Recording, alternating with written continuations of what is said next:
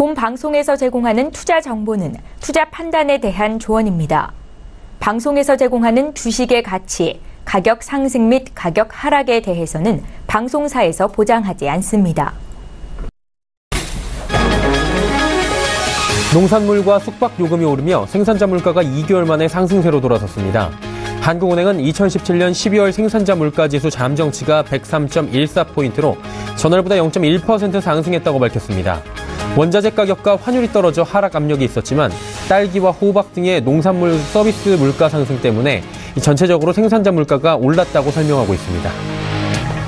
지난해 가상화폐 열풍에 따른 거래 수수료로 천문학적인 액수를 벌어들인 국내 가상화폐 거래소 순이익에 정부가 최고 24.2%의 세금을 징수할 전망입니다. 기재부 관계자는 빗썸의 경우 과표가 200억 원을 초과하기 때문에 기존 최고 세율인 22%의 세율을 적용받게 되고 여기에 10%인 지방소득세를 더하게 되면 최고 24.2%의 세율을 적용받게 될 것이라고 설명했습니다. 오는 25일부터 서울 등 투기 과열 지구에서 재건축 아파트를 장기 보유한 1주택자에 대해서는 조합원 지위 양도가 허용됩니다. 국토교통부는 이 같은 내용으로 개정된 도시화 환경정비법 시행령이 오는 25일 시행된다고 밝혔고 시행령에는 투기 과열지구 재건축 조합원 지위 양도 제한이 1가구 1주택 10년 소유 5년 거주로 변경하는 것을 골자로 합니다. 정부가 4차 산업혁명의 대표 기술인 스마트시티와 자율주행, 또 드론 산업을 육성하기 위해 각종 규제를 일정 기간 면제 또는 유예해주는 규제 샌드박스를 도입하기로 했습니다. 먼저 자율주행차는 오는 2020년까지 상용화가 가능한 환경을 조성할 계획이고 드론의 경우에 민간이 접근하기 어려운 분야의 규제를 완화하고 재정 지원을 병행해 드론의 조기 상용화를 유도키로 했습니다.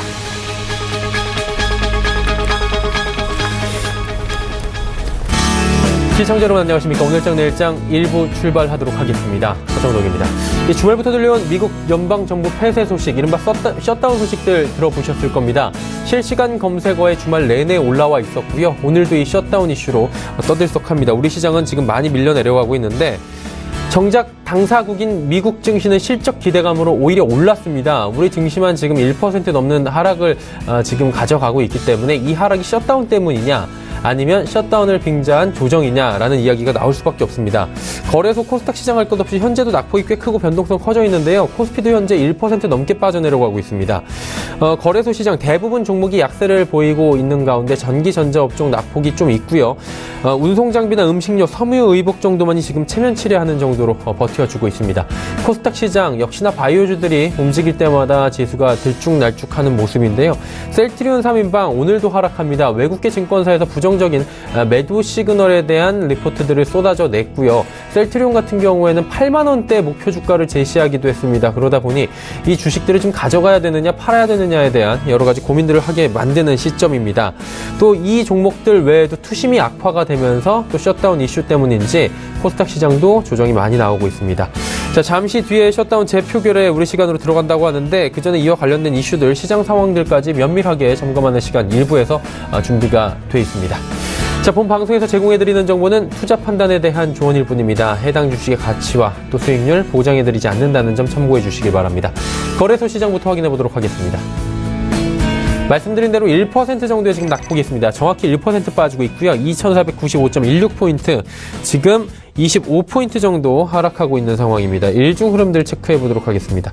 자, 일중 흐름 보시면 2507포인트대에서 출발해서 2489포인트대까지 빠져내려갔습니다. 그리고 지금 한 6포인트 저점 대비해서 올라오긴 했는데 여전히 2500선 아래에서 낙폭을 키워나가고 있는 상황입니다.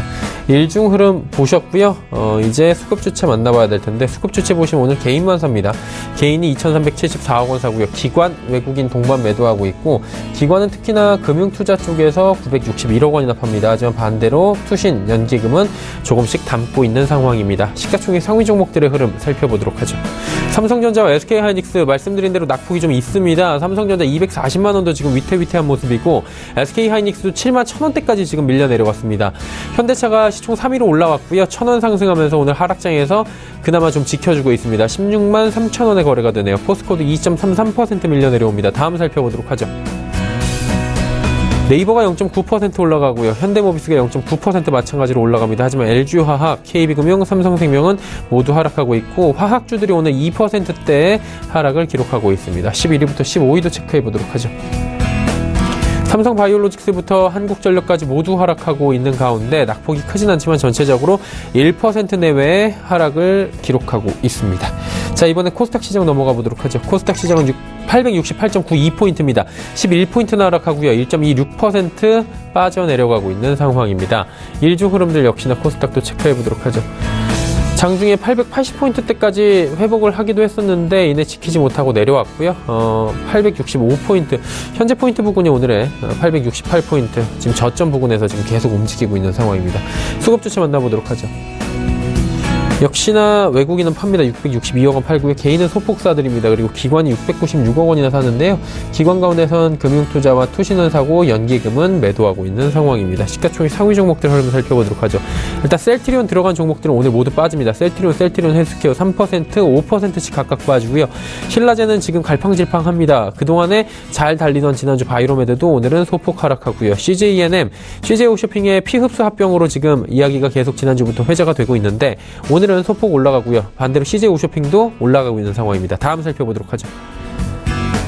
티슈진부터 셀트리온 제약까지 모두 빠지고요. 역시나 셀트리온 들어간 셀트리온 제약은 6%의 낙폭이 지금 기록이 되고 있는 상황입니다. 11위부터 15위 종목들도 만나보도록 할 텐데 포스코 캠텍 5만 원은 넘어가지 못합니다. 47,750원대에서 거래가 되고요.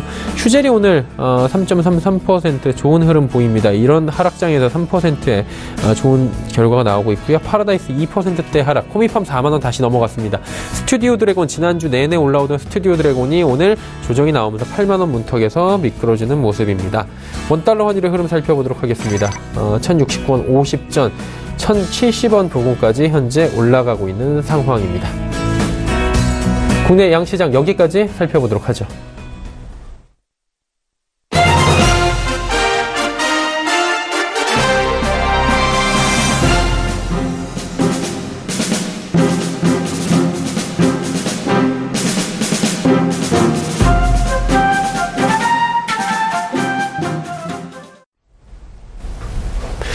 자, 셧다운 이슈에 대해서는 많은 분들이 지금 관심을 갖고 계실 것 같고 우리 시장이 일단은 악재로 받아들여지고 있는 상황입니다. 트럼프 대통령 취임 1주년이 넘은 지금 2주년 이제 2년 차로 접어들고 있는 상황에서 셧다운 사태 나흘째로 접어들고 있는 상황입니다. 일단은 잠시 뒤 3시에 셧다운 해제를 위한 재표결 있다고 하는데 그 전에 시장 상황들 하나하나 체크해 보도록 하겠습니다. 키움증권 리서치센터 글로벌 전략팀의 유동원 팀장 연결되어 있습니다. 안녕하세요. 네, 안녕하십니까. 예. 연방정부 셧다운 우려에 미국 증시가 들쭉날쭉했다. 지난주에 저희가 이야기 많이 나눠봤는데 설마 했는데 진짜 셧다운이 되긴 했습니다. 우리한테 네. 굉장히 생소한 단어로 지금 들어오고 있는데 국가 운영이 정말 올스톱되고 있다. 이런 얘기들이 들리더라고요. 셧다운 의미부터 먼저 팀장이 짚어볼까요? 네, 전 셧다운 제도를 이해해야 되겠는데요. 이 정당 간의 예산 합의가 실패하게 되면은 새 예산안 통과 시한을 넘기는 경우가 되는 거죠. 즉 시한이 넘기게 되면 예산이 배정되지 않고요. 정부기관이 일시 폐쇄되는 상태가 발생을 하게 됩니다. 물론 일부 필수적인 기능은 유지가 됩니다만 업무의 전반적인 잠정 중단이 일어나게 됩니다. 군인, 경찰, 소방, 우편, 항공, 전기, 수도 이런 국민의 생명 및 재산 보호와 직결되는 업무에 종사하는 핵심 기관 서비스는 유지가 되지만 그 이외의 모든 공무원들은 강제 무급 휴가를 떠나야 되며 그 예산이 배정이 될 때까지는 자발적으로 무보수 근무도 할 수 없게 되는 그런 상황을 말씀을 드립니다. 과거 예를 들어보면은 이 미상하원이 2013년 9월 30일에 결국 그 합의에 실패를 했고요. 10월 1일부터 이 합의가 된 10월 16일까지 거의 2주 이상 동안에 이 셧다운 사태가 벌어졌었습니다. 그로부터 지금 약 3년 반 만에 또다시 우려가 상존하는 상황이고요. 1976년 이후에 한 17번의 이 셧다운을 겪었다라고 말씀을 드리니 결국 이렇게 우리한테는 생소하지만 미국 정부는 자주 겪었던 일이다라고 생각하시면 될 것 같습니다.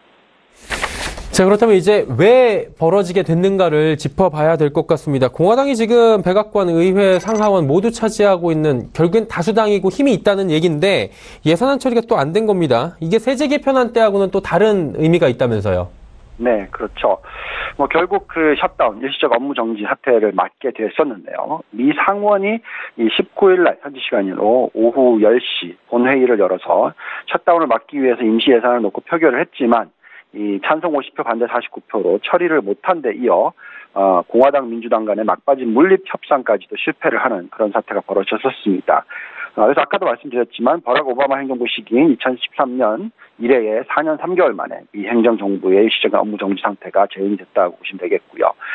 특히 도널드 트럼프 미 대통령으로서는 이제 셧다운과 함께 취임 1, 2주년을 맞게 됐기 때문에 정치적으로도 어떤 타격이 불가피해졌다라고 판단을 하셔야 될 것 같습니다. 자, 셧다운 사태에 따라서 이 연방 정부의 업무는 부분적으로 멈추게 됐는데 이 연방 공무원 보수 지급이 중단이 되는 그런 상황이 되고 있습니다.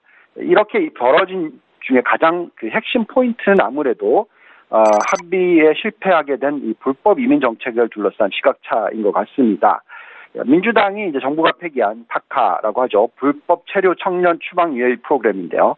이것을 부활에 준하는 보안 입법을 요구를 했고요. 이를 예산안 처리에 연기한 반면에 이 트럼프 대통령과 공화당은 이 이민 관련 법안과 멕시코 국경 장벽 건설 예산 항목을 포함시켜야 된다는 입장을 고수했었습니다. 이렇게 되면서 결국은 이제 셧다운 사태까지 벌어졌다라고 보시면 될 것 같습니다. 다만 말씀하신 대로 다시 모이게 되고요. 이 22일 오전 9시 반 이전에 협상이 타결된다면 이 현지 시간으로 셧다운 피해는 거의 없을 것이라는 관측도 제기되고 있다는 말씀을 드리겠습니다. 역대 사례를 한번 참고해 봐야 될 것 같은데 이런 기사도 있더라고요. 예산안 빨리만 처리만 되면 뭐 별거 없다라는 얘기들이 있는데 한마디로 장기화가 될 것이냐 안 될 것이냐 이 부분을 저희가 지금 체크를 제대로 해봐야 된다는 거죠. 예산안 처리 어떻게 보십니까? 3시면 지금 다시 재표결 들어간다고 하는데 처리 가능성 좀 있다고 보십니까? 네, 아마도 처리 가능성이 높지 않나라는 기대는 좀 가지고 있습니다. 아까도 말씀드렸듯이 그 22일 오전 전까지 아직까지 이제 시간이 좀 남아 있죠. 협상 타결만 되면은 이제 실적인 셧다운 피해는 거의 없을 것으로 예상이 되고 있습니다. 하지만 지난번에 이 오바마 행정부 시절에서도 약 한 2주 이상 16일간의 셧다운이 시행되었었고요. 기간 동안에는 어느 정도의 금융시장 불안이 지속되기도 했었습니다. 그래서 이런 부분을 좀 감안하실 필요는 있는데 다행스럽게도 이 정치적인 이슈 이외에 경제적인 이슈로 놓고 봤었을 때는 펀더멘털이 튼실하고 있기 때문에 큰 금융시장의 불안은 나타나지 않을 것이 아닌가라는 기대는 가져봅니다. 네. 근데 이제 만에 하나 장기화가 된다라는 부분도 저희가 퍼센테이지가 있기 때문에 확률이 있기 때문에 생각을 해봐야 되는 거 아니겠습니까? 금융시장의 불안감이 좀 커질 것 같은데 사실 뉴욕 증시 같은 경우에 셧다운 우려가 있는 당사국인데도 불구하고 기업 실적 잘 나올 것이다 이런 얘기 나오면서 S&P 500 같은 경우에 더 올랐더라고요. 근데 우리 증시는 지금 이 핑계 삼아서 지금 조정이 오는 것이 아니냐라는 얘기들이 있을 정도인데 많이 빠집니다. 1% 정도. 어떻게 봐야 될까요? 네, 아무래도 이제 미국 시장과 우리나라 시장을 이제 같이 들여다 보셔야 될 것 같은데요. 지금 보시면 이제, 베이니 백악관 예산국장은 이 24시간 이내 합의가 있을 것으로 생각한다라는 얘기를 하고 있기 때문에 실질적으로 미국 증시가 이 셧다운에 대한 이 영향을 거의 반영을 안 하고 있다라고 보시면 될 것 같습니다. 하지만, 말씀하신 대로 타결이 안 될 수도 있을 부분이 있고요. 또 이때에 이 일시적인 조정이 올 수도 있다라는 부분은 감안해야 되겠습니다.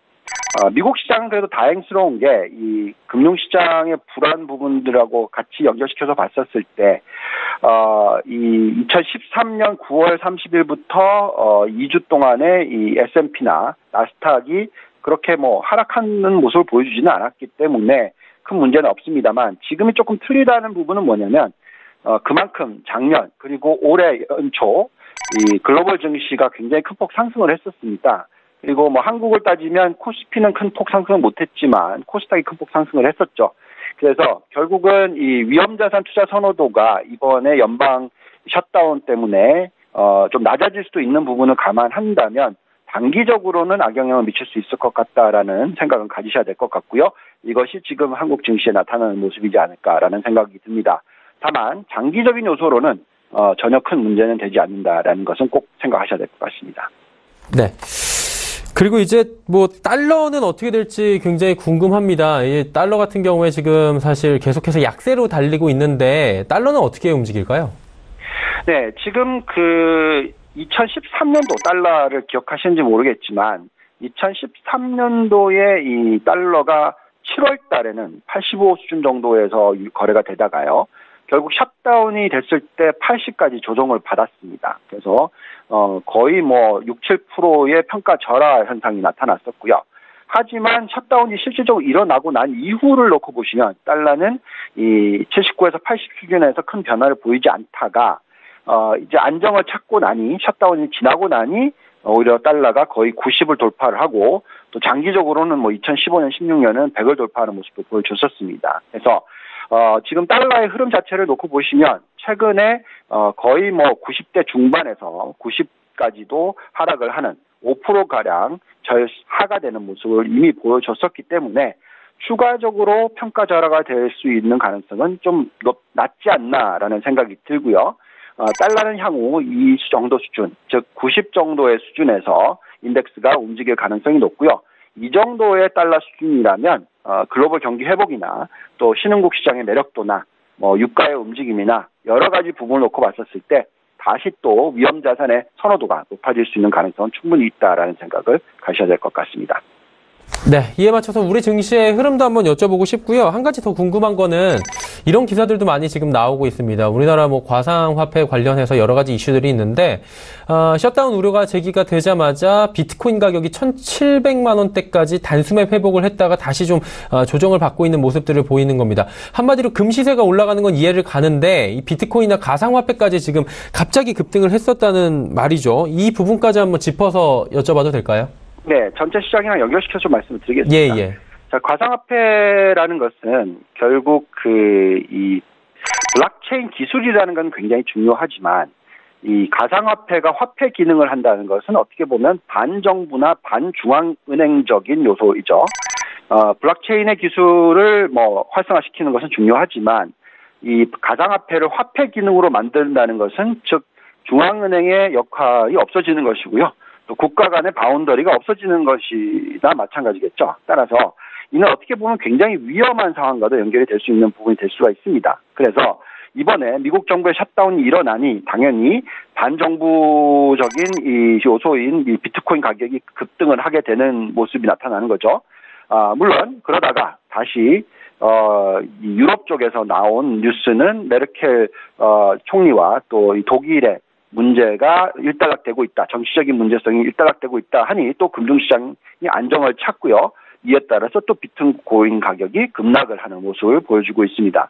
자, 이 부분은 이제 한국과 연결을 시키면 한국도 비트코인 투기가 굉장히 활성화됐었죠. 이런 상황에서 이제 정부가 막고 있고요. 이렇게 되면은 이쪽의 변동성이 높아질 수밖에 없을 것이다라고 생각하셔야 될 것 같고요. 이런 과정에서 이제 정부가 적극적으로 추진하고 있는 부분이 코스닥 활성화 부분이 되겠습니다. 그래서 만약에 비트코인의 변동성이 높아지면서 자금이 빠져나온다면 이 자금은 다시 코스닥 시장으로 들어갈 수 있지 않을까라는 기대는 가져볼 필요가 있을 것 같고요.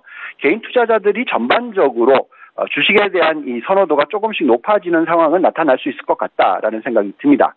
그래서 지금 현 시점에서의 변동성은 높아질 수 있지만 비트코인 자체에 대한 투자는 좀 삼가하실 필요가 있겠지만 전반적인 주식시장의 흐름 자체는 위험자산 선호도가 높아지면서 코스닥 그리고 그 이외에 이제 코스피로 또 이전되는 그런 모습까지도 나타날 수 있으니 2018년은 증시가 좋아질 수 있는 그런 환경이 있다라는 생각을 가지면서 투자에 임하시는 것이 좋을 것 같습니다. 네, 빠르게 안정화를 찾아갈 것이고 올해는 역시나 긍정적으로 볼 수 있겠다라고 정리를 해보도록 하겠습니다. 오늘 말씀 잘 들었습니다. 네, 감사합니다. 네, 키움증권 리서치센터 글로벌 전략팀의 유동원 팀장이었고요. 이슈 칼럼 이어갑니다.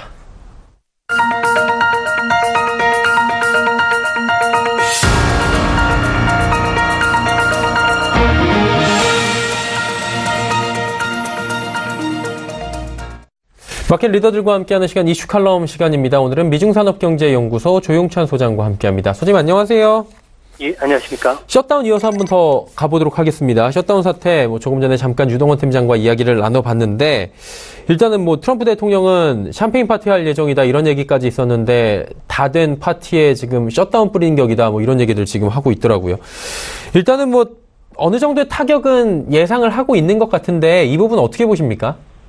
네, 2013년도였죠. 오바마 케어 예산 배분에 반대했던 공화당이 예산을 기간 내에 통과해주지 않음에 따라서 17일간 미국 정부가 폐쇄된 적이 있었는데요. 이 당시에 약 한 200억 달러 정도 피해가 발생하면서 4분기 미국의 성장률을 0.5%포인트 정도 끌어내렸습니다.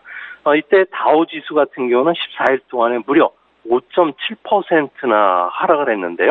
민주공화당이 타협안에 접근했다는 보도가 나온 10월 9일부터 반등하기 시작하면서 15일 뒤에는 이전의 주가 수준을 완전히 회복을 했습니다. 이번에는 2013년도보다는 미국 경제가 튼튼하고요. 과거 경험을 통해서 미리 대응책을 마련해 놓은 상태이기 때문에 예산안 통과가 불발이 되고 정부 폐쇄만으로는 미국의 경제에 큰 타격은 주지 못할 것으로 보여집니다. 좀 걱정스러운 점은 조기에 예산안 통과가 만약 실패한다면은 경제보다는 금융시장에 타격을 더 주게 될 것으로 보여지는데요. 2011년도였죠. 미국 국제 신용 등급이 AAA에서 AA로 하락했을 때처럼 주가 조정이 좀 더 길어지고 채권 수익률이 장기간 상승할 가능성이 있게 되는데요. 이런 상황 속에서 중국이 미국 국채까지 매도할 경우에는 금리 상승과 더불어서 자산 가격 하락이 동시에 진행될 수도 있는 상황입니다. 지난 1년간 주가가 급등했던 탓에 이번 사태를 빌미로 해서 다우지수는 한 3에서 5% 정도 떨어질 수 있지 않을까, 저는 그렇게 보고 있습니다. 네. 셧다운 사태가 이제 셋이면은 한 번 더 재협상이 있을 예정이긴 한데, 이 재협상에 대한 키는 이민 정책에 달려 있다라고 얘기가 나오고 있습니다. 여야가 이 이민 정책을 두고 공화당하고 민주당하고 지금 첨예하게 대립을 하고 있는 건데, 이 정도까지 가는 이유가 있을까요? 아무래도 민주당 같은 경우에는 트럼프가 이번 3월에 폐기하려고 하는 다카죠. 불법 체류 청년 추방 유예 프로그램의 그 보완 입법을 요구하면서 예산 처리와 지금 맞물려 있는데요. 미국에는 해외에서 출생한 이민자가 약 4,400만 명 정도가 거주합니다. 이 중에 불법 이민자가 약 1,100만 명 정도 되는데요. 국가별로는 멕시코가 전체 이민의 한 30%, 그리고 중국, 인도, 필리핀 순으로 되어 있습니다. 문제는 이민자의 연령대가 한창 일할 나이인 25세에서부터 54세 비율이 상당히 높은데요. 전체 노동력 인구의 한 20%를 차지한다고 합니다. 이렇게 되면은 농림수산업뿐만 아니라 건설업, 오락, 숙박업과 관련된 업종은 물론이고 IT와 관련된 고도 인재 확보뿐만 아니라 미국 경제에 부정적인 영향을 주게 되고요.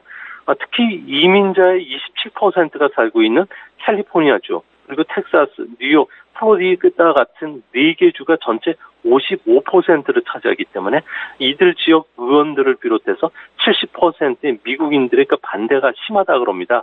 더욱이 향후 10년간 이들이 다 추방이 된다면은 GDP는 2,150억 달러 정도가 감소하고요. 정부 세입도 600억 달러가 감소하기 때문에 미국 여론도 부정적이라 쉽게 해결되기는 좀 어렵지 않나 이렇게 보여집니다. 최근에 이제 비트코인 가격이 오르락 내리락 하고 있는 가운데 셧다운 사태까지 벌어지면서 시장의 돈들이 이제 원유 시장으로 좀 쏠리고 있다, 이런 얘기들이 있더라고요. 이 원유 시장에 투기적 수요까지 지금 몰렸다고 하는데 굳이 원유 시장인 이유가 있습니까? 네, 지금 그 미국 상품 선물 거래 위원회가 밝힌 자료에 따르면 지난주까지 그 WTI 원유 선물 옵션 시장의 투기 순매수 포지션 같은 경우는 58만 장으로 사상 최대 수준까지 올라왔는데요. 원유로 환산하면은 5억 8천만 배럴 정도에 달한다고 합니다. 지난해 말보다도 한 17% 넘게 현재 투기적인 매수가 들어오면서 원유 가격을 5.5% 상승을 시켰는데요. 수일 5일 그 생산 확대에도 불구하고 투기 자금이 연일 원유 시장에 몰리고 있는 것은 조만간 저유가 시대가 끝날 가능성이 높기 때문에 그렇습니다. 이란과 같은 중동 지역의 지정학적 리스크뿐만 아니라 미국의 원유 재고가 감소하고 있고요. 또 북방부의 엄습한 한파뿐만 아니라 달러 약세, 전 세계 경기 회복으로 원유 시장에 대한 그 투기 자금 수요들이 꾸준히 몰리고 있다고 합니다. 다만 이러한 그 급격한 투자 자금 유입은 단기적으로는 고유가를 부추기겠지만 반대로 급락 위험도 높아질 것으로 보여지는데요. 국제에너지기구 같은 경우에는 현재 고유가 때문에 미국, 캐나다, 브라질이 생산량을 계속 확대시켰을 경우에는 투기 자금의 그 역전 현상이 순식간에 일어나면서 의외로 유가가 급락할 가능성도 있다고 합니다. 이 때문에 앞으로 셰일 오일과 관련된 리그기 가동 숫자라든지 투기 자금 움직임에 따라서 국제 유가의 그 변동성뿐만 아니라 자산 시장의 변동성도 좀 커지지 않을까 생각이 됩니다. 뭐 유가뿐만이 아니라 자산 시장 전체적으로 변동성이 커질 수 있다 짚어주셨는데, 일단은 뭐 자산 시장 변동성이 크거나 작거나 뉴욕 시장 같은 경우에는 셧다운이 일어났는데도 불구하고 실적 시즌 맞아가지고 크게 뭐 변동이 없는 상황이고 오히려 오름세를 보이는 S&P 500도 있더라고요. 정치적 변수에도 기업 실적이 결국에는 받쳐줬다 이렇게 봐도 되는 건가요? 네, 그렇습니다. 의외로 이번 그 4분기 실적은 전년 동기 대비해서 무려 11.9%나 빠르게 지금 증가를 하고 있는데요. 3분기에 8.5%보다 가파른 증가세를 보이고 있습니다. 업종별로 보면은 에너지 업종이 무려 136%나 증가했고요. 정보기술은 16%, 그리고 소재 같은 경우에도 25%, 전기도 7%로 상당히 빠르게 증가를 하고 있기 때문에 아무래도 그 기업 실적들이 주가를 좀 안정화시키는 역할을 해주고 있고요. 특히 이번 그 4분기에는 금융업종이 플러스로 전환하면서 무려 11.7%까지 이익이 증가를 했습니다. 금융 정상에 따라서 금리 인상이 계속 증가했던 게 이자 수익을 높였던 원인이 됐던 것으로 보여지고요. 세제 개혁으로 법인세 인하 효과가 금융주에 집중됐다는 점이 아무래도 호재로 작용한 그런 모습입니다. 2018년도에도 기업 실적이 두 자릿수 증가로 이어지기 때문에 앞으로 11개 그 업종 중에서 두 자릿수 이익이 증가하는 업종은 작년에 4개, 그리고 올해는 7개로 늘어난다는 점에서 주가가 좀 급락을 보였을 경우에는 의외로 매수세도 좀 견조하게 들어오지 않을까 생각됩니다. 네. 뭐 조금 전에도 언급을 해봤지만 실적이 받쳐주는 미국 증시 같은 경우에는 지금 한마디로 당사국인 미국은 지금 셧다운 이슈에도 잘 버티고 있습니다. 그런데 우리 증시가 지금 오히려 크게 영향을 받으면서 지수가 하락하고 있는 모습인데, 이게 셧다운 때문인지 아니면 빠질 상황에서 셧다운까지 나온 건지 지금 헷갈리시는 분들이 많을 것 같아요. 좀 진단해 주신다면 어떨까요? 아무래도 저는 뭐 한국 경제를 집중 분석하는 사람은 아니지만 현재 그동안에 지난 1년간 국내 증시가 좀 빠르게 상승을 했었고요. 또 코스닥을 비롯해서 비트코인 쪽으로 많은 자금들이 좀 분산된 상황 속에서 외부적인 악재, 투자 심리가 좀 얼어버린 것이 아닌가 하는 생각이 듭니다. 하지만 그 신흥국을 중심으로 한 경기 회복세가 워낙 빠르고요. 우리 주변인 일본 증시 같은 경우에도 26년 만에 최고치를 기록할 정도로 회복세가 뚜렷합니다. 특히 중국 경제 같은 경우에는 우리와도 상당히 밀접하게 관련이 되고 있는데요. 중국 주식시장도 연일 상승 흐름을 좀 타고 있다는 점, 그리고 기업들 같은 경우에는 현재 사상 최대 내부 유보금을 바탕으로 해서 자기 자본으로 해외 투자라든지 M&A 설비 투자를 계속 이어간다는 점에서는 이번 그 주가 조정은 그렇게 크진 않을 것으로 보여지고요. 앞으로 국내 기업들도 축적된 현금, 자본 효율을 개선시키는 노력들이 다른 나라에 비해서도 빠르다는 점에서는 의외로 이번 그 주가 조정 국면을 이용해서 저가 매수하시는 전략도 좀 바람직하지 않나, 저는 그렇게 생각하고 있습니다. 네, 오히려 저가 매수도 괜찮은 시기다라고 짚어주셨습니다. 자, 오늘 말씀 여기까지 듣도록 하겠습니다. 고맙습니다. 예, 감사합니다. 미중산업경제연구소 조용찬 소장이었습니다.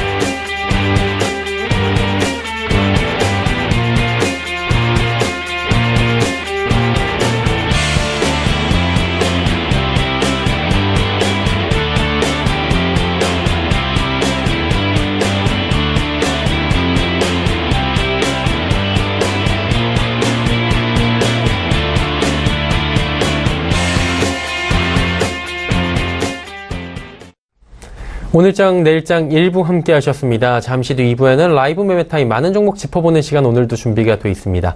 100원의 정보 이용료 부과되는 샵 0082번 이 하단의 번호를 통해서 궁금하신 종목 있다면 지금 보내주시길 바랍니다. 두 분의 전문가와 돌아오도록 하겠습니다.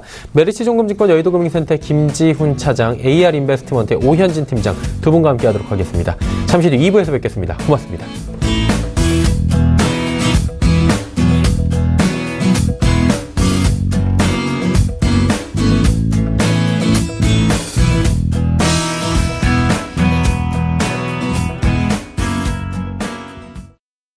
본 방송에서 제공하는 투자 정보는 투자 판단에 대한 조언입니다. 방송에서 제공하는 주식의 가치, 가격 상승 및 가격 하락에 대해서는 방송사에서 보장하지 않습니다.